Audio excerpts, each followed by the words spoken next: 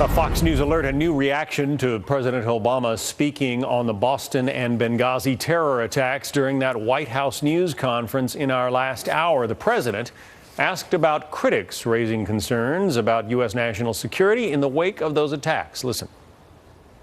And now Lindsey Graham, who is a senior member of the Armed Services Committee, has said that Benghazi and Boston are both examples of the U.S. going backwards on national security. Is he right, and did our intelligence miss something? No, Mr. Graham is not right on this issue, although I'm sure it generated some headlines. I think that what we saw in Boston was state, local, federal officials, every agency, rallying around a city that had been attacked, identifying the perpetrators just hours after the scene had been examined. We now have one individual deceased, one in custody. Charges have been brought. Well, joining us by phone now, South Carolina Republican Senator Lindsey Graham. You heard the president there at his news conference, in essence, say, Senator, that you are wrong. What's your response?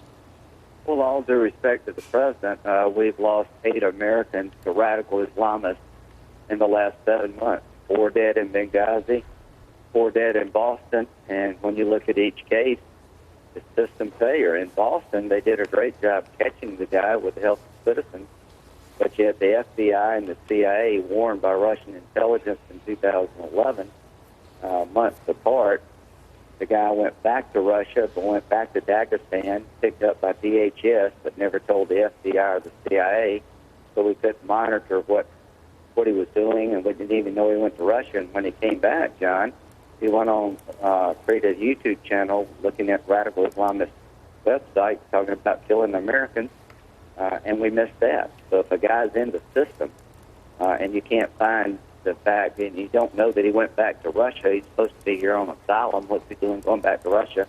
When he gets back, he goes on the internet for all the world to see, saying, I embrace killing Americans. That is not a efficient system. We are going backwards, stovepiping.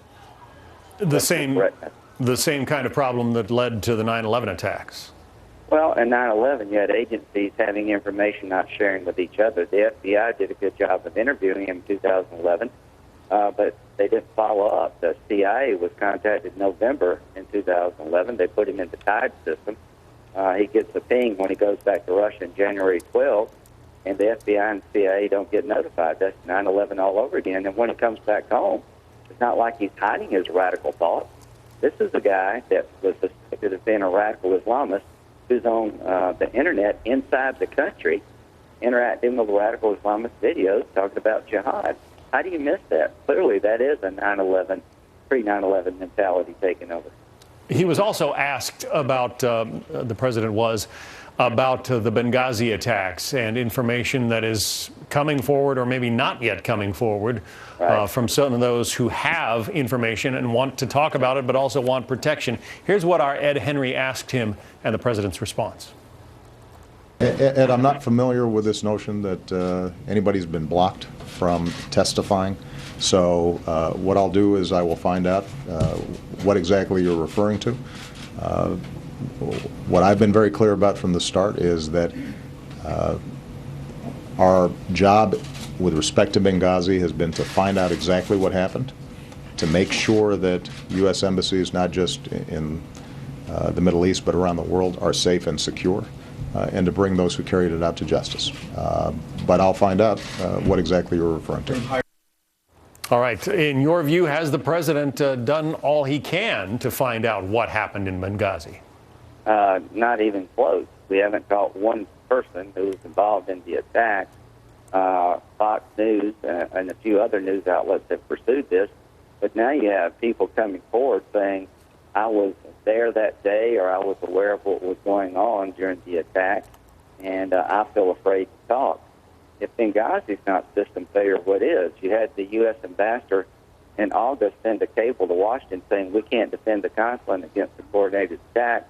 Al-Qaeda flags were flying all over Benghazi. Multiple requests for security was denied. The the consulate had been bombed in April. The British ambassador attacked in June. We kept our consulate open, unreinforced during the attack for 7.5 hours. Nobody could come to their aid. They were abandoned. And after the attack, Susan Rice and the president himself wrote the attack off as inspired by a radical by a video created in America that led to a riot. This was a coordinated terrorist attack. So Benghazi is system failure. This administration hasn't found anybody involved in the attack, and I think, no, they haven't looked very hard at all. They've been more trying to cover up what happened than they have trying to get to the bottom of it. All right. Well, again, the news conference went on for 45 minutes. The president had quite a bit to say. We'll be examining the answers and the questions throughout the day here on Fox. Senator Lindsey Graham, Republican from South Carolina, thanks for joining us today.